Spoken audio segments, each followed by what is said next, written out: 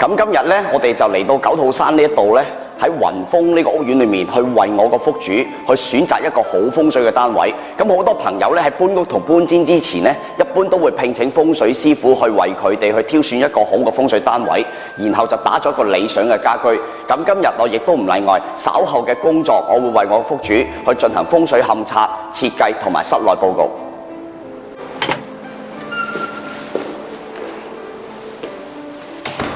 咁今日咧，我就選擇咗呢個單位嚟到去做佢將來理想嘅家居。咁根據風水裡面嘅法則咧，陽宅風水最着重就係門、主、灶三樣嘢。根據古代嘅陽宅學嚟講咧，我哋會係根據間屋裡面嘅爐灶位同埋門口方位，配合命主嘅命卦嚟到去佈局嘅。咁而呢間屋亦都係合乎咗命主嘅天醫同埋福位位置，咁亦都係有利於佢日後喺呢間屋裡面做嘢咧，身體健康同埋事事順境嘅。咁頭先喺屋裏面都講過啦，陽宅風水最主要係門、主、灶三樣嘢。翻出嚟呢間屋嘅大門口，咁我哋亦都要去視乎呢間屋嘅門口是否吉利。咁亦都有云啦，入屋看門口，禍福之八九。咁我哋呢嚟到間屋嘅位置，我哋會測量翻佢開個方位究竟是否吉利。因為如果個門口開嘅位置係能夠擺到吉利方位，好自然可以引入到一啲吉祥同埋幸運嘅氣入宅。但係如果好唔好彩，間屋開個門口，亦都喺一啲唔理想嘅位置裏面。咁我哋亦都同時可以會去為福主做翻一啲嘢，進行一個佈局同埋環境設計裏面去化解。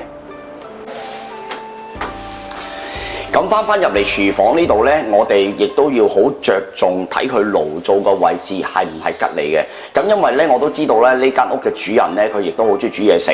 咁啊，風水裏面呢，爐灶亦都掌管咗人嘅衣食。咁所以咧，我哋亦都要睇呢個爐灶個方位配唔配合到命主命卦。咁我哋都知道啦，因為而家呢個廚房位置係喺福主裡面本命嘅福位。咁同埋咧，呢個爐灶嚟講咧，我哋亦都測量過係坐西向東，係福主佢本身命卦裡面嘅生氣位置。咁啊，所以咧，呢個爐灶位置亦都係有利於屋主裏面嘅身體健康，同埋亦都有利於佢嘅衣食。咁衣食嚟講，亦都係掌管咗佢嘅財運。所以一間屋財運好唔好，除咗室內佈局以外，第二樣嘢比較緊要，亦都要睇個爐灶位置。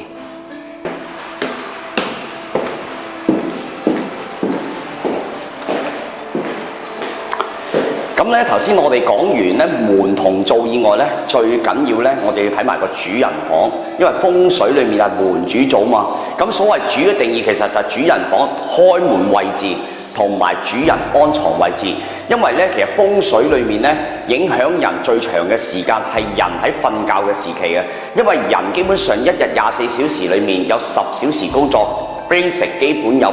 至9個小時會喺床面瞓覺，人喺床裏面瞓覺時期，身體靜止，好自然就會吸納咗風水裏面好運同衰運嘅氣場。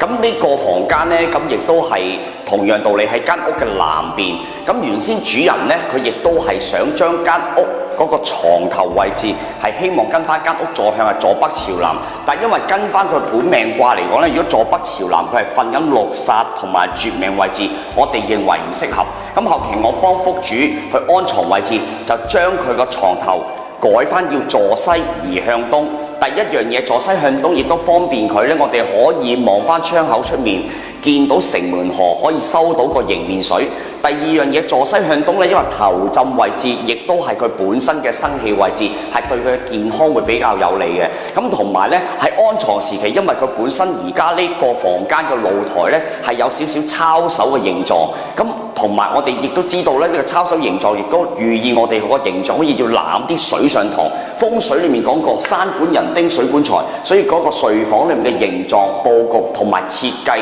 亦都係喺風水裏面佔有咗好重要嘅席位嘅。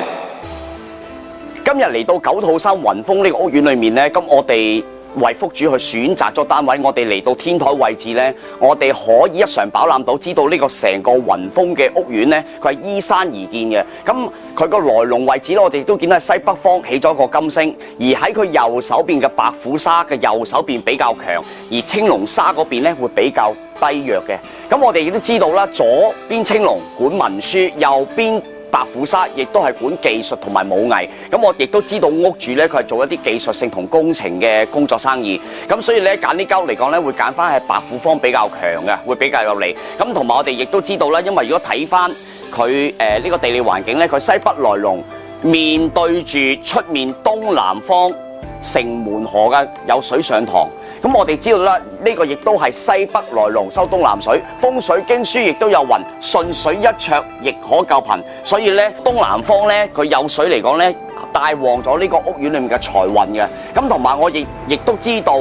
呢一排前排雲峰屋苑嘅前面咧，下低條馬路係叫做麗平路。我哋知道麗平路嘅地理山勢咧係右手邊比較高，而左手邊比較低。當一落雨時期咧，呢條馬路就成為咗游水倒咗局。咁亦都呢個屋苑比較可愛嘅地方咧，因為青龍沙個頭嚟講，亦都起咗旗山同埋大倉大庫。喺出青龍沙嚟講咧，下邊沙手亦都係人工開鑿，成為咗一個左手攬水嘅局面。咁風水亦都有云，有山無山先看下關。呢個青龍沙就作為咗係攞嚟收麗平路假水落雨時期嘅一個下關沙作用，所以喺前排屋嘅風水位置係會比後排嗰紮屋苑比較有利嘅。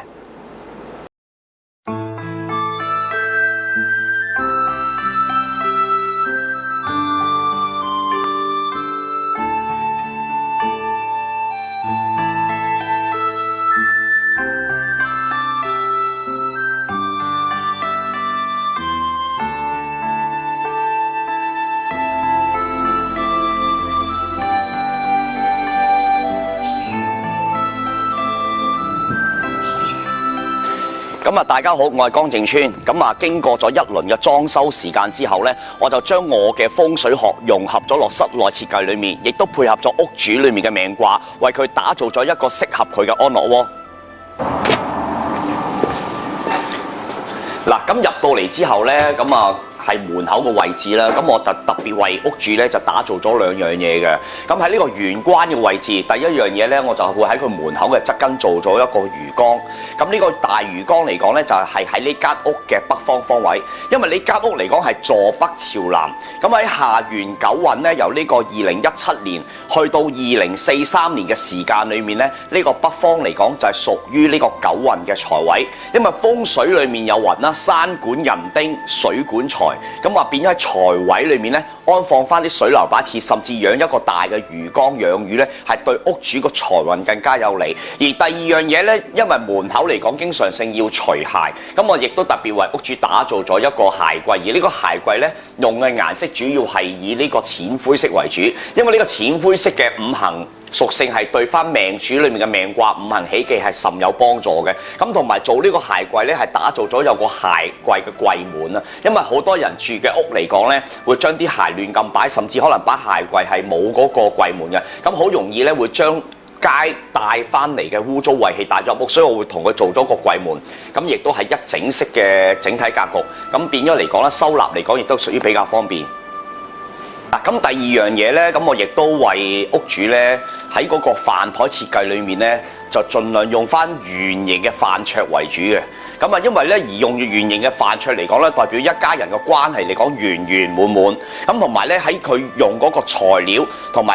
建議佢用咗石材裏面嚟去做嘅，因為咧本身屋主嚟講咧，佢個五行係起屬木同埋屬土，咁變咗張台嚟講咧係選擇咗用呢個灰白色嘅雲石石材嚟到同佢做咗一張圓形嘅飯台，咁同埋亦都見到啦，飯台上面嘅燈飾咧都係以翻啲灰白嘅設計為主嘅，咁同埋而家用個燈數嚟講係用綠嘅數，因為都知道咧而家屋主佢自己本身做嗰個工作性質係做緊一個管理同埋領導層嘅位置，咁啊綠數嚟講亦都代表官星，係加強翻佢自己本身做嘢嘅權力位置，咁啊一切嘅風水格局都係為佢而去打造嘅。咁我哋咧亦都知道咧，屋主夫婦兩位咧就好有愛心，好中意養寵物嘅。咁啊，亦都要同佢規劃埋咧佢養寵物嘅地方嘅。咁根據古洋雜學嚟講咧，有一門學問叫做六畜金鏡。咁根據六畜金鏡咧，就係方便古人咧喺佢哋嘅養殖嘅地方裏面咧，可以揾一個地方去方便佢哋養馬、養牛、養豬、養羊、養雞、養鴨。咁時至到今日嘅洋雜風水，我哋可以將六畜金鏡呢門學問融合於而家嘅陽宅學裏面，可以為佢哋嘅寵物打造一個理想嘅寵物屋，係令到佢哋喺度生活時期可以身體健康嘅。行前幾步呢，我哋入到嚟大廳位置，咁我哋都根據咗命主裏面嘅命格呢，就為佢做咗一啲適合佢同埋對佢有利嘅設計嘅。嗱，第一樣嘢呢，我哋入到嚟大廳位置呢，我就根據咗屋主嘅命卦同五行，喺佢大廳牆身嚟講，選用咗木紋嘅材料同埋顏色嘅建材嚟到去做呢個間屋裏面嘅建築。第二樣嘢喺個牆身上面呢，亦都同樣選用咗呢一個灰白色嘅水磨雲石，作為呢一個客廳梳化下面嘅牆身靠座。咁而第二樣嘢啦，我哋亦都可以睇翻啦，喺而家呢間屋嘅天花板位置呢，係有別於一般嘅家居嘅，因為一般嘅家庭好多時會喺個客廳呢會做一啲大型嘅燈飾同吊燈，咁反而我就為佢設計時期就棄用咗呢種方法啦。咁我就喺個天花板裏面呢，就選用咗有108粒嘅 LED 嘅燈膽。咁喺呢個光線嚟講，第一樣嘢啦，亦都可以配合到個陰陽調和，同埋喺呢間屋裏面嘅光暗冷暖裏面個感覺會比較舒服嘅。咁第三樣嘢最重要就係呢，喺天花板所選用嘅108個燈膽，係寓意有108粒吉星，照耀住屋主裏面本身命卦命宮，係對佢個風水運程有利。咁去到最後呢，我亦都為屋主喺佢個東南方位置，客廳東南方，同佢擺咗一個風水嘅水流擺設。咁當然啦，而家睇到呢個風水嘅水流擺設呢，係暫時未啟動嘅，因為亦都要等待我哋擇咗個良辰吉日吉時，先至可以啟動，令到呢個財運裏面嘅氣機可以更加發揮。嗱，我哋由大廳咧行到去露台嘅位置，咁我就特別為屋主咧就設計咗幾樣嘢嘅。咁第一樣嘢啦，我哋入到去個露台位置，我哋見到明堂出面咧有大廈對面大廈嘅90度嘅直角壁刀煞衝射埋嚟，咁我就特別吩咐咗室內設計公司，就喺花園呢個圍牆裏面咧就打造咗一排啡色嘅木板去擋煞，同埋咧喺翻前面種翻啲常綠嘅植物去遮擋。咁我哋亦都留意到咧喺間屋花園裏面呢個嘅東南方位置同埋西南方嘅位置擺咗2個嘅水流嘅擺設。咁啊呢2個水流擺設咧係配合翻間屋坐山北方嗰個魚缸，形成咗一個先後天3般卦嘅催財格局。咁我哋咧就由地下嘅大廳咧上到嚟1樓書房嘅位置。咁我哋咧入到嚟書房位置咧，我哋亦都得知呢個書房係位於呢間屋嘅1樓嘅東北方位置。咁我哋知道啦，而家下元九運咧，東北方咧係屬於九運裡面嘅正神方。咁同埋咧喺呢個東北方安置個書房，呢個東北方亦都係合乎咗屋主裏面命卦裏面嘅本命文昌位。咁同埋我哋知道啦，而家我哋去同佢選用嗰個櫃嘅顏色咧，係以翻深灰色嘅木材為主嘅。咁配合翻個命卦咧，個五行係有利嘅。咁次要咧就係佢而家坐書台嗰個位置係坐北朝南，跟翻間屋坐向一樣。咁而佢坐北向南時期咧，呢個書房個門口咧就喺佢右前方嘅西南方而引氣入嚟，咁亦都係喺呢個書房裏面納到旺氣。咁喺呢個書房裏面咧，我哋同佢選用嘅燈飾咧就有別於其他嘅房間啦。因為呢個燈飾位置，我同佢盡量係校翻一啲比較暗同埋比較柔和嘅光線。因為得知道咧，屋主咧佢有陣時翻嚟屋企喺書房做嘢裏面咧，經常性要思考同埋要作一個小休。咁所以喺呢個書房裏面嘅光線咧，我就唔會同佢做一啲好強烈光線，因為恐怕會形成咗一個對比，同埋令到佢個人嘅精神狀況唔會太過好，所以我就盡量選用翻比較柔和嘅燈飾為主啦。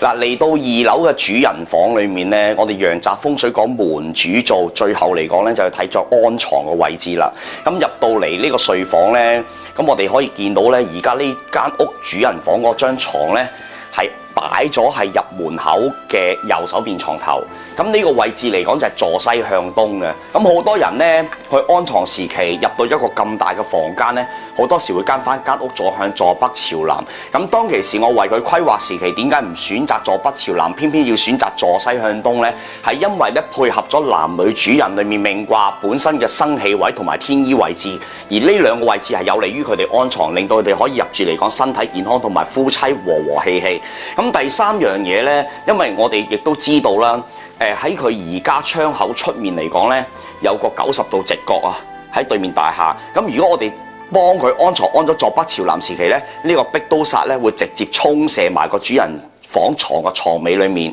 咁所以我就將佢張床就改咗，就坐西向東。第一符合咗佢哋